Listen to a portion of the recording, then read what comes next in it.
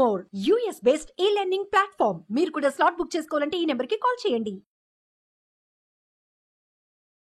Sir నమస్తే sir Ramprasad గారు. నమస్తే అండి రాంప్రసాద్ గారు, ఇప్పుడు మ్యూచువల్ ఫండ్స్ విషయానికి వస్తే ప్రతి ఒక్క అడ్వైజర్ గాని, ప్రతి ఒక్క ఫినాన్షియల్ ప్లానర్ గాని, ప్రతి ఒక్క అవసరానికి అందరూ ఎస్ఐపి చేయండి అని ప్రతి ఒక్కరు ఎస్ఐపి గురించి చెప్తుంటారు.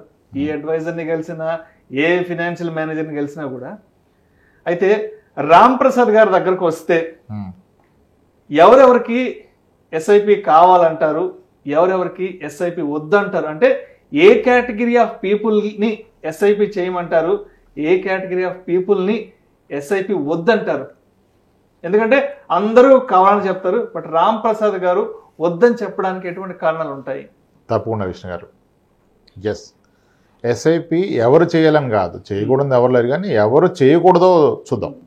ఏ కండిషన్స్లో ఉంటే మీ ఫైనాన్షియల్ స్టేటస్ మీరు ఎస్ఐపి చేయకూడదు, ఇది చాలా ఇంపార్టెంట్. ఓకే, ముందుగా ఎవరికైతే health insurance and term insurance సరిపడలేదో వాళ్ళు ఎస్ఐపి చేయొద్దు. మీరు ఆల్రెడీ ఎస్ఐపి చేస్తున్నారా, హెల్త్ టర్మ్ లేదా, ఆపేయండి ఎస్ఐపి. ఆ డబ్బులు తీసి ఇమ్మీడియట్గా health insurance and term insurance తీసుకోండి. ఇప్పుడు ఇల్లు కడతానన్నాను అనుకోండి సార్, నేను 4 రోజులు కడదామని ఆలోచన ఉంది, నాకు పెద్ద ఆశ. అప్పుడు ఏం చేయాలి? నేను ముందుగానే పిల్లర్ స్ట్రాంగ్గా వేసుకోవాలి. ఈ పిల్లర్ స్ట్రాంగ్గా ఉంటే నేను పైన ఎన్ని వేసినా విస్టాండ్ అవుతుంది. తక్కువ ఖర్చులో పిల్లర్స్ వేసి పైన గట్టిగా కట్టుకుంటే గాలివాన వస్తే పడిపోతుంది. మన ఫైనాన్షియల్ ప్లానింగ్కి పిల్లర్సే ఈ health insurance and term insurance. వీటిని ఎంత స్ట్రాంగ్గా పెట్టుకోవాలి. 5 లక్షలు ఉంది కదా, ఓకే సరిపోద్ది అని అనుకోవద్దు. ఇప్పుడు 5 లక్షలకి ₹1,00,000 పాలసీకి తేడా ఉండదు. ఇది ఎంత బోరింగ్ అయినా చెప్పాల్సిందే, ఇన్సూరెన్స్ కాము.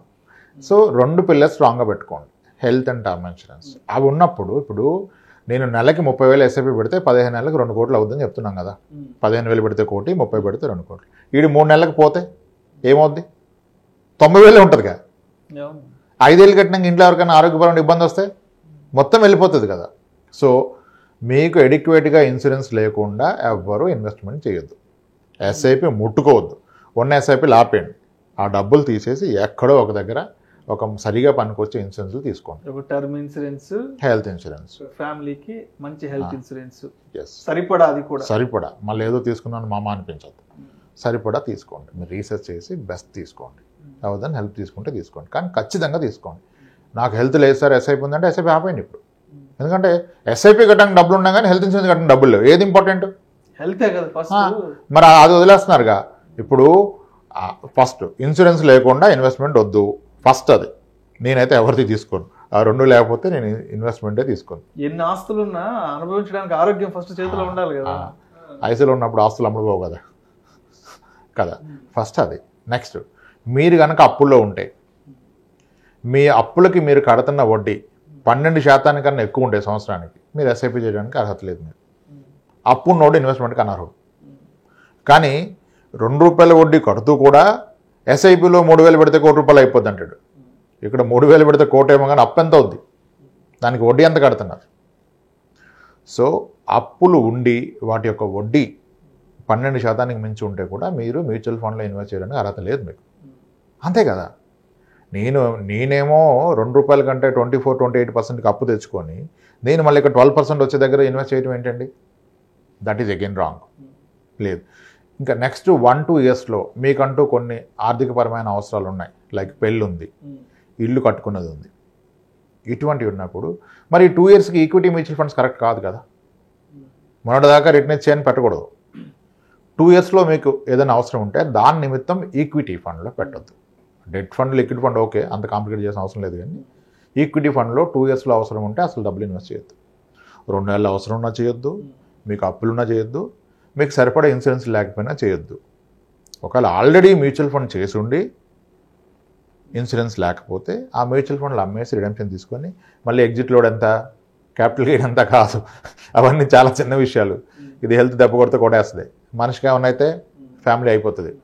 సో ముందుగా ఇన్సూరెన్స్లు తీసుకొని అధిక వడ్డీ ఉన్నాయి అప్పులు లేకుండా, మళ్ళీ క్రెడిట్ కార్డు మినిమం బ్యాలెన్స్ కట్టేస్తున్నావు, ఎస్ఐపి తీసుకోవద్దు. క్రెడిట్ కార్డు మినిమం బ్యాలెన్స్ కడుతున్నా అంటే ఏంటి, ఎంత వడ్డీ కడుతున్నాడు? 40-50% వడ్డీ కడుతున్నాడు. మళ్ళీ అక్కడ 40% వడ్డీ కడుతూ ఇక్కడ ఎస్ఐపి చేస్తానంటే తప్పు. బేసిక్ ఇవి. చాలామందికి అంటే ఎవరికైతే ఇప్పుడు నేను చెప్పిన కండిషన్స్లో ఉంటే ఐ టెల్ దెమ్ ఎస్ఐపి మీరు ఇప్పుడు పెట్టద్దు, మ్యూచువల్ ఫండ్స్ పెట్టద్దు, ఉపయోగం లేదు కదా, చాలా డేంజర్ అది. అంతే కదా సార్. ఇప్పుడు అంటే మన ఫ్యామిలీ ప్రొటెక్షన్కి కావాల్సిన జాగ్రత్తలు ఫస్ట్ తీసుకోవాలి.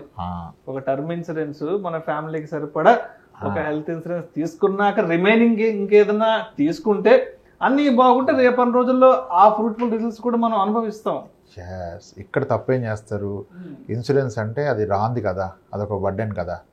మోస్ట్ మిస్ సెల్లింగ్ ప్రోడక్ట్ ఇన్సూరెన్సే నన్ను అడిగితే, life insurance. Most miss selling product అని ఉందంటే అది లైఫ్ ఇన్సూరెన్స్. ఓకే, ఆ ఇన్సూరెన్స్ అంటే ఫస్ట్ టర్మ్ అంటే నాకు రావంటాడు, నాకు రాని దానికి ఎందుకంటాడు, అందుకనే రిటర్న్ ఆ ప్రీమియం. ఓకే సార్, ఏదో ఒకటి తీసుకోండి, లేదా జీరో కాస్ట్ టర్మ్ చెప్పాను, ఏదో ఒకటి తీసుకోండి. అది మళ్ళీ సరిపడా తీసుకుంటాడా, లేదు నాకు ₹1,00,00,000 చాలు సార్ అంటాడు.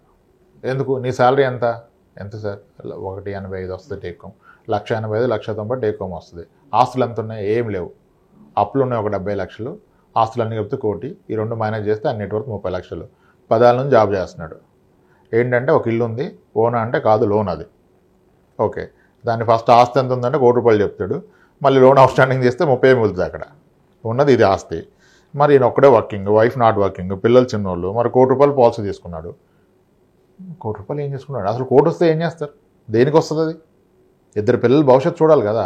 నేనేం చెప్తానంటే, ఇప్పుడు మీ షర్టు సైజు 42 స్లిమ్ ఫిట్, మీరేమో తక్కువ రేట్లో వస్తుందని 36 సైజు కొని దసరాకి వేసుకుందని పెట్టుకున్నారు. దసరా పండుగ వస్తుంది, మరి షర్ట్ తీస్తే ఏమైంది, అంతే. చావు కూడా ఒక పండుగ, మరి అప్పుడు అది రావాలి కదా, అప్పుడు సరిపోదు కదా.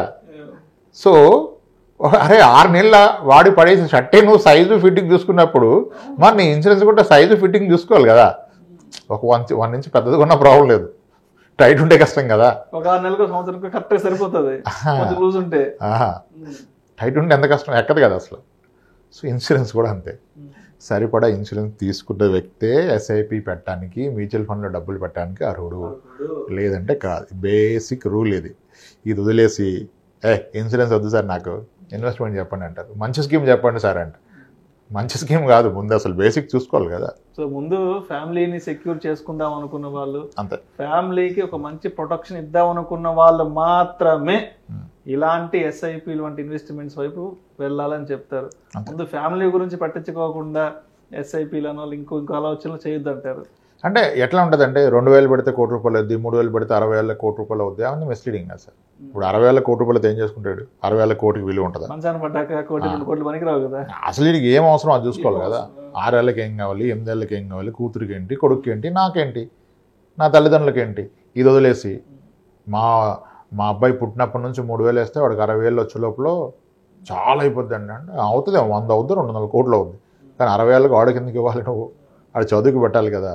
ఇది వదిలేసి సో కోట్లు వదిలేసేయండి, మన అవసరం ఏంటి, దానికి ఎంత కావాలి, దానికి ఎంత పెట్టాలి అది పెట్టాలి. మళ్ళీ ఎస్ఐపి కూడా రైట్ అమౌంట్ పెట్టాలి, పెట్టలేకుండా ఉంటే ఓకే అప్పుడు తక్కువ పెట్టండి. కానీ ఈ బేసిక్స్ ఇన్సూరెన్స్ లేకుండా ఎస్ఐపికి వెళ్ళొద్దు, విచ్ ఈజ్ వెరీ రాంగ్. అప్పు ఉన్నోళ్ళు ఇన్వెస్ట్మెంట్కి అనర్హులు. కానీ మన వాళ్ళు అప్పులు చేసి హోమ్ లోన్ మీద టాప్అప్ లోన్ తీసుకొని ప్లాట్లు కొంటారు, అప్పు చేసే ఇన్వెస్ట్మెంట్ చేస్తున్నారు. అది అప్పు చేసి ఇన్వెస్ట్మెంట్ చేయదు, అది ఏదైనా చేయదు. కానీ అది ఒక ట్రెండ్ అయిపోయింది.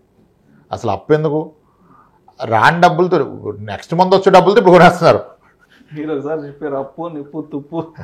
80% ఆఫ్ ద పీపుల్ అంట ఆడు మంత్ 20th కల్లా శాలరీ వాడే, నెక్స్ట్ మంత్ శాలరీ వాడేస్తే ఈ మంత్ శాలరీ అయిపోద్ది. 15 days లోపల శాలరీ అయిపోయే వాళ్ళు ఉన్నారు, 3 నెలల శాలరీ ముందే వాడుకునే వాళ్ళు ఉన్నారు. అయిపోతాయి మరి అన్ని బజాజ్ ఈఎంఐలు అన్నీ ఏంటి, కన్జ్యూమర్ లోన్ ఈఎంఐలు. 1,00,000, 2 లక్షలు వచ్చే వాళ్ళు కూడా ఫస్ట్ 15 days కి శాలరీ అయిపోతాయి. ఆల్మోస్ట్ 2 లక్షలు, 3 లక్షలు వచ్చే వాళ్ళకి కూడా అప్పుడు క్రెడిట్ కార్డు మీద మినిమం బ్యాలెన్స్లు కట్టుకుంటూ మళ్ళీ ఆ కట్టేది నొప్పి తెలియదు. ఇక్కడ మాత్రం మళ్ళీ ఎస్ఐపి చేస్తుంటారు, ఒక 10,000 పెడదాం, 20,000 పెడదాం. వద్దు, ఆపేసేయండి, అవసరం లేదు. అప్పు ఉన్నప్పుడు ఇన్వెస్ట్మెంట్ పెట్టదు. Thank you so much Ramprasad గారు. సూటిగా, సుత్తి లేకుండా, క్రిస్టల్ క్లియర్గా, కుండ బద్దలు కొట్టినట్లు ఎవరెవరు ఎస్ఐపి చేయడానికి అర్హులు, అదేవిధంగా ఎవరెవరికి ఎస్ఐపి అనేది అవసరం లేదు, ఒక ఎస్ఐపి చేసే ముందు తన ఫ్యామిలీకి తను ఎటువంటి ప్రొటెక్షన్ కల్పించాలి, ఎటువంటి సెక్యూరిటీ ఇవ్వాలి, సో అటువంటి వాళ్ళు మాత్రమే అర్హులు అవుతారు అనే అంశం గురించి ప్రేక్షకులకు మీ విశ్లేషణ ద్వారా చాలా క్రిస్టల్ క్లియర్గా, చాలా డీటెయిల్గా తెలియజేశారు. Thank you so much Ramprasad గారు. థ్యాంక్స్.